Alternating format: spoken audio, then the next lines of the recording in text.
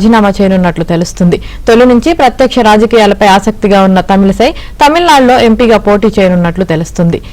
తిరునెల్వేలి, దక్షిణ చెన్నై పార్లమెంట్ నియోజకవర్గాల్లో ఒక చోట నుంచి పోటీ చేసే అవకాశం ఉన్నట్లు తెలుస్తుంది. తమిళిసైతో భేటీ అయిన తమిళనాడు పార్టీ నేతలు ఎంపీగా పోటీ చేయాలని కోరినట్లు తెలుస్తుంది. గవర్నర్ పదవికి ఈ రోజు రాజీనామా చేసే అవకాశం ఉన్నట్లు తెలుస్తుంది. ఇదే విషయానికి సంబంధించి మరింత సమాచారం ఢిల్లీ బ్యూరో చీఫ్ కృష్ణ అందిస్తారు.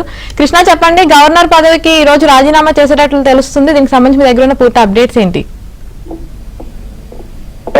తెలంగాణ గవర్నర్ గా తమిళిసై రాజీనామా చేసే అవకాశం ఉన్నట్లుగా వర్గాలు చేస్తున్నట్టు సమాచారం.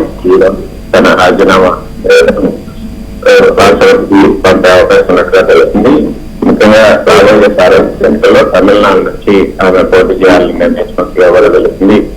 తమిళిసై తమిళనాడు ఎన్నికల్లో పోటీ చేయాలని కూడా బీజేపీ పార్టీ నేతలు కోరుతున్నట్టుగా తెలుస్తుంది. ఇందులో భాగంగా తిరునెల్వేలి లేదా దక్షిణ చెన్నై పోటీ చేయాలని కూడా అక్కడ నేతల నుంచి ఒత్తిడి వస్తుంది.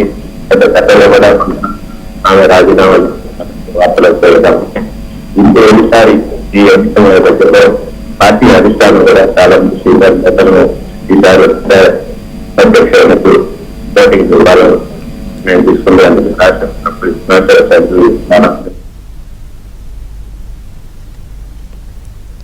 Right, thank you Krishna.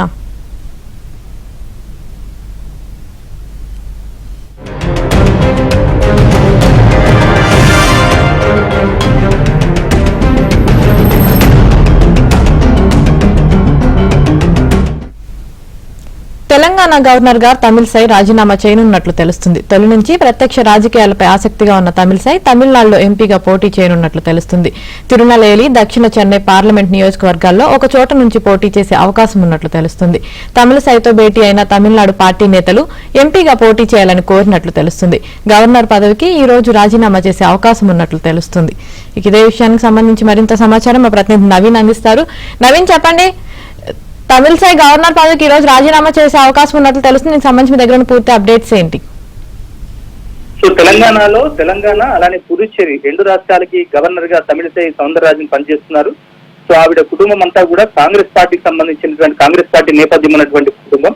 So Tamilisai మాత్రం ఈ గవర్నర్ కాకముందు బీజేపీలో చేరి బీజేపీలో చాలా క్రియాశీలకంగా పనిచేశారు. సో ఆమె గతంలో ఎంపీగా కూడా పోటీ చేశారు. సో తమిళనాడు రాష్ట్రానికి సంబంధించి బీజేపీలో చాలా సీనియర్ నేతగా కూడా మెదిగారు. సో ఆ తర్వాత 2021 ఫిబ్రవరి 18న ఆమె తెలంగాణ రాష్ట్రానికి గవర్నర్ గా నియమించబడ్డారు. ఆ తర్వాత పుదుచ్చేరికి కూడా గవర్నర్ గా ప్రస్తుతం కొనసాగుతున్నారు. అయితే క్రియాశీలక రాజకీయాల్లో కొనసాగాలని, ఎంపీగా పోటీ చేయాలనేటువంటిది ఆమె కోరిక. సో దీనికి సంబంధించి గతంలో అనేక మార్లు లోక్సభ ఎన్నికలు జరిగినటువంటి సందర్భంలో తమిళిసై సౌందరరాజన్ పేరు వచ్చింది. సో తమిళిసై సౌందరరాజన్ ని తెలంగాణ నుంచి తప్పించబోతున్నారనేటువంటి ప్రచారం కూడా జరిగింది. అయితే ఇటీవల అమిత్ షాతో తమిళిసై సౌందరరాజన్ భేటీ అయినటువంటి సందర్భంలో సో తాను లోక్సభ నుంచి పోటీ చేయాలని చెప్పని భావిస్తున్నట్టుగా ఆమె అమిత్ షాకు తెలిపారు.